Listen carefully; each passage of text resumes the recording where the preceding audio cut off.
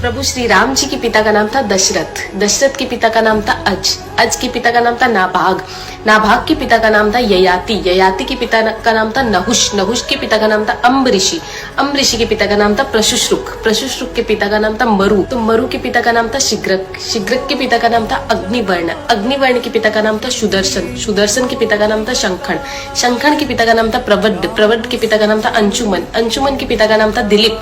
दिलीप के पिता का नाम था भागीरथ, ये वही भागीरथ है जो गंगा को पृथ्वी पर लेके आए थे, जिसको भागीरथी के नाम से भी जाना जाता है। राजा भागीरथ के पिता का नाम था कुकुस्थ, कुकुस्थ के पिता का नाम था रघु, ये रघु वही राजा है जिनके नाम पर ये रघुकुल पड़ा, क्योंकि ये बहुत ही पराक्रमी और तेजस्वी राजा थे। आज भी कहा जाता है कि रघुकुल रीत सदा चली आई, प्राण जाए पर वचन न जाए। तो राजा रघु के पिता का नाम था राजा असमंज, राजा असमंज के पिता का नाम था राजा सगर, राजा सगर के पिता का नाम था राजा